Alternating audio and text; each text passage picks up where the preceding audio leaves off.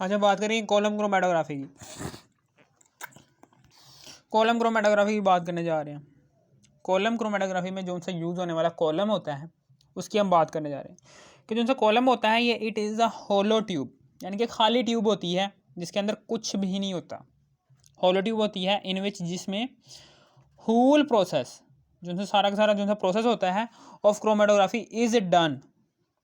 इसमें सारा का सारा जो सा क्रोमेटोग्राफी का प्रोसेस जो सा होता है वो सारा का सारा क्रोमेटोग्राफी का प्रोसेस उस खाली ट्यूब के अंदर हो रहा होता है। इसको हम कहते हैं कॉलम, कि it is a hollow tube in which whole process of chromatography is done is called column. ठीक है ना। Column is made up of with inert substance. कौन सा कॉलम होता है? कॉलम जो सा होता है क्रोमेटोग्राफी जहाँ पर हो रही होती है वो या तो गिलास का बना होता है या फिर वो स्टेनलेस स्टील का बना होता है। दो चीज़ों का बना हो सकता है, गिलास का और स्टेनलेस स्टील का। हमेशा याद रखना कॉलम जो सा होता है वो उसकी मैन्युफैक्चरिंग, यानी कि कॉलम की जो सी कॉलम जिस चीज़ का बना होना चाहिए ना वो ऐसी चीज़ का बना होना चाहिए कि जो अगर आप क्रोमेटोग्राफी कर रहे हो उस दौरान किसी भी स्टेशनरी फेस से किसी भी मोबाइल फेस से रिएक्ट ना करे। फॉर एग्जांपल ग्लास है, ये रिएक्ट नहीं कर सकता, रिएक्शन ना कर सकती हो, यानी कि ऐसी चीज़ ले जो रिएक्टिव ना हो। ऐसी चीज़ का बना होना चाहिए कॉलम जो रिएक्टिव ना हो। मिसाल को ग्लास है, स्टेनलेस स्टील है, ठीक है ना। Column is made up of with inert substances. Inert substances से मिलकर बना होना चाहिए। इनर्ट सब्सटेंसेस किसे कहते हैं? जो रिएक्ट ना करें, ठीक है ना। फॉर एग्जांपल ग्लास है, स्टेनलेस स्टील है। इन दोनों चीज़ों को इस्तेमाल करते हुए आपने कॉलम की मैन्युफैक्चरिंग करनी है कि जिसके अंदर आपने क्रोमेटोग्राफी, कोई सी भी क्रोमेटोग्राफी हो उसकी क्रोमेटोग्राफी हो उसको डन करना है, ठीक है ना। Commonly glass made column is used. Commonly जो सा हम कॉलम यूज़ कर रहे होते हैं वो ग्लास का बना होता है, ठीक है ना। समझ आ गई आपको। और columns are available in different size, shape and design. Column जो से होते हैं वो मुख्तलिफ डिज़ाइंस के भी होते हैं, मुख्तलिफ शेप्स के भी होते हैं और मुख्तलिफ साइज़ के भी होते हैं। फॉर एग्ज़ाम्पल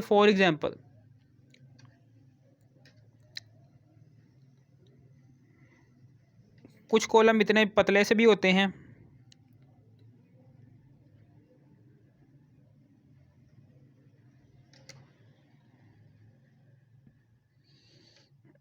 ठीक है ना। कुछ कॉलम होते हैं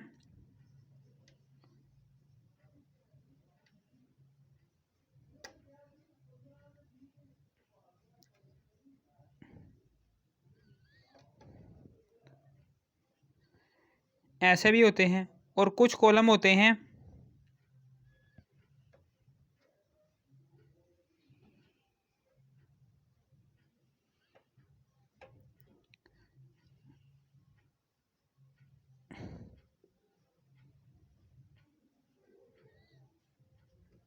और कुछ कॉलम बहुत ही बड़े होते हैं ऐसे करके। और कुछ कॉलम क्या होते हैं? कुछ कॉलम का साइज़ काफ़ी मोटा भी होता है।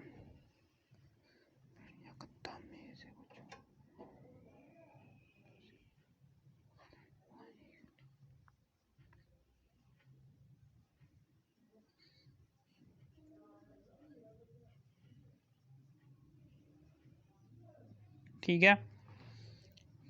और कुछ कॉलम जो उनसे होते हैं उनका साइज़ बहुत ही बड़ा होता है,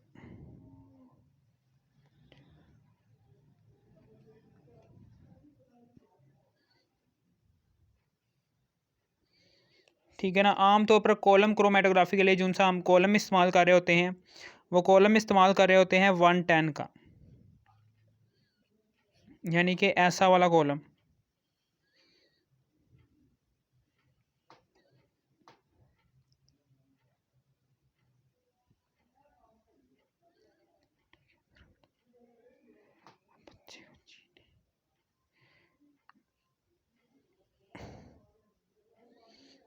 टेन सेंटीमीटर इसकी लंबाई होगी और फिर उसके बाद इसकी चौड़ाई जो सी होगी वो होगी 1 सेंटीमीटर। ऐसा वाला कॉलम इस्तेमाल कर रहे होंगे 110।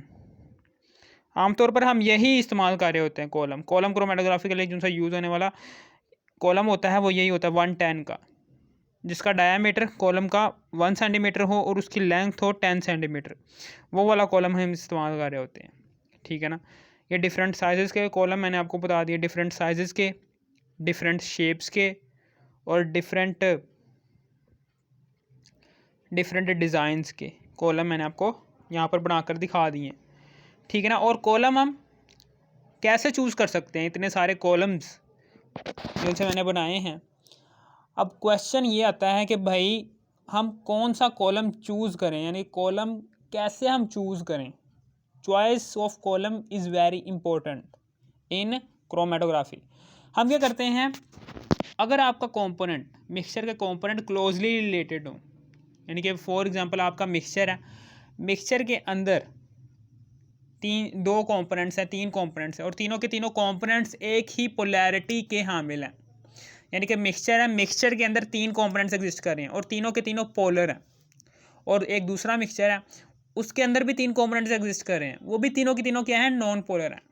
यानी कि मिक्सचर के अंदर जितने भी कंपोनेंट्स आ रहे हैं वो सारे के सारे सेम ही पोलैरिटी के आ रहे हैं। तो तब जौन सा हम कॉलम इस्तेमाल करेंगे, वो कॉलम इस्तेमाल करेंगे लॉन्ग कॉलम, यानी कि ऐसा वाला कॉलम।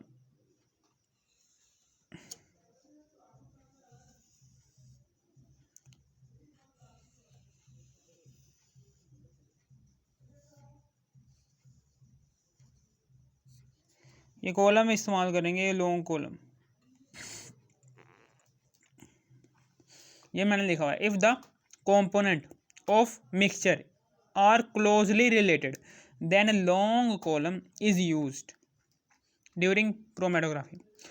अब अगर आपका मिक्सचर है, मिक्सचर के अंदर कंपोनेंट्स आ रहे हैं, तीन चार कंपोनेंट्स हैं, दो कंपोनेंट्स फॉर एग्जांपल, एक मिक्सचर है उसके अंदर दो कंपोनेंट्स हैं और दोनों के दोनों पोलैरिटी के हामिल, डिफरेंट पोलैरिटी के हामिल है, एक पोलर है और दूसरा नॉन पोलर है, एक पोलर है और दूसरा नॉन पोलर है, यानी कि डिफरेंट पोलैरिटी के हामिल कंपोनेंट्स आ रहे हैं।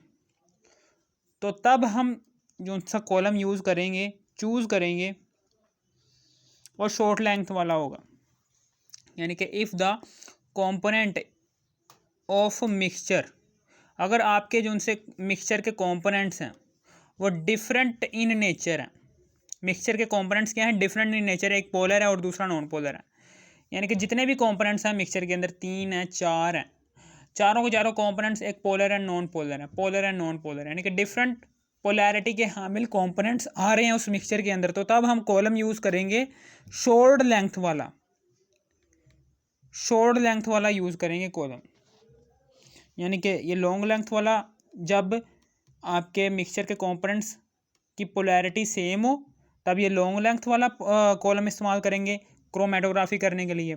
और जब आपकी अगर आपके ठीक है ना, आपके मिक्सचर के कंपोनेंट्स जोन से हैं, आपके मिक्सचर के कंपोनेंट्स क्या हों, डिफरेंट हो, डिफरेंट पोलैरिटी के हामिल हो, तो तब जो सा कॉलम इस्तेमाल करेंगे वो ये इस्तेमाल करेंगे शॉर्ट लेंथ वाला, 110 लगा लो, 110 इस्तेमाल कर लेंगे। ठीक है ना। ओके, समझ आ गई। और ये कॉटन प्लग, ठीक है ना, ये सारे के सारे जो उनसे कॉलम है मैंने मिटा दिए हैं। ये डिफरेंट साइजेस के थे, डिफरेंट शेप्स के थे, मैंने यहाँ पर कॉलम मैंने आपको बता दिए हैं सारे के सारे बनाकर। ठीक है ना। अब ये इंपॉर्टेंट बात है,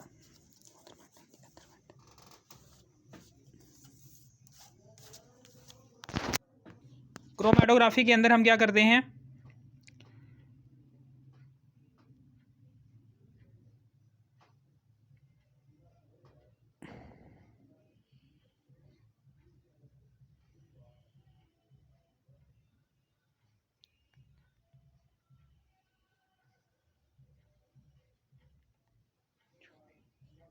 क्रोमेटोग्राफी के अंदर ये है,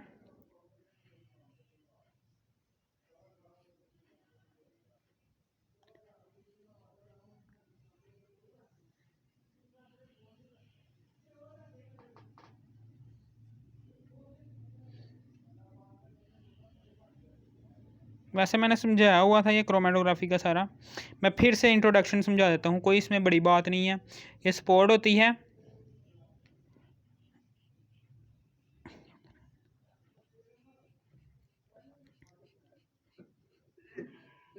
ठीक है ना, और ये जो सा होता है ये कॉलम है, ये कोई क्या है, ये कॉलम है। और ये हमेशा याद रखना कि यहाँ पर कॉटन लगानी है,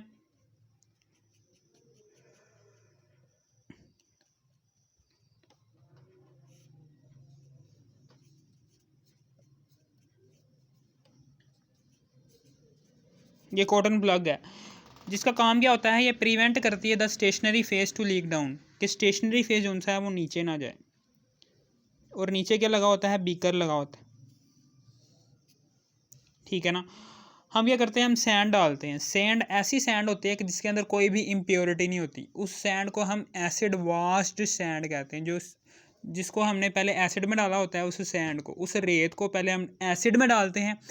एसिड में डालने के बाद हम क्या करते हैं, उस रेत को सबसे पहले हम एसिड में डालते हैं। एसिड में डालने के बाद उसको साफ़ करते हैं। साफ़ करने के बाद उसको हम यहाँ पर फिलअप कर देते हैं। ये सारी की सारी हमने सैंड डाल दी इधर।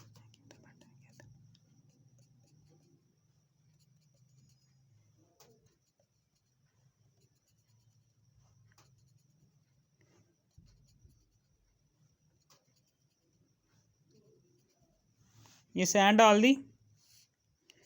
ये आम सैंड नहीं है, ये कौन सी सैंड है, एसिड वाश्ड सैंड, जो कि यूज़ हो रही है एज अ स्टेशनरी फेस।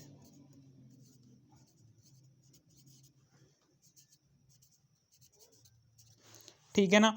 अब हम इसके ऊपर से हम मिक्सचर डाल देंगे। मिक्सचर कौन सा डालेंगे, जिसके कंपोनेंट्स को हमने अलग करना है। फॉर एग्जांपल ये मिक्सचर है,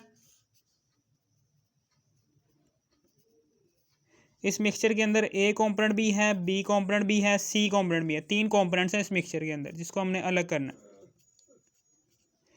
ठीक है ना। हम डाल देंगे, ठीक है ना, हम डाल देंगे इस मिक्सचर को। और फिर उसके बाद इसके ऊपर ही हमने non polar solvent as a mobile phase के तौर पर जो सा यूज़ होने वाला सॉल्वेंट है वो डालेंगे। मोबाइल फेस के तौर पर जो सा सॉल्वेंट यूज़ होगा वो डालेंगे। फॉर एग्जांपल CCl4 है, ये क्या है, ये नॉन पोलर सॉल्वेंट है, ठीक है ना। जैसे हम ये नॉन पोलर सॉल्वेंट यानी कि मोबाइल फेज वाला जो सॉल्वेंट होगा वो डालेंगे इसके अंदर, मिक्सचर डाला हुआ है, तो मिक्सचर के तीनों कंपोनेंट जो से होंगे,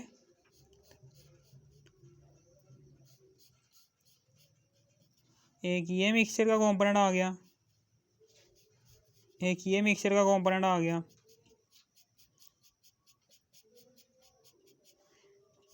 एक ये मिक्सचर का कंपोनेंट आ गया।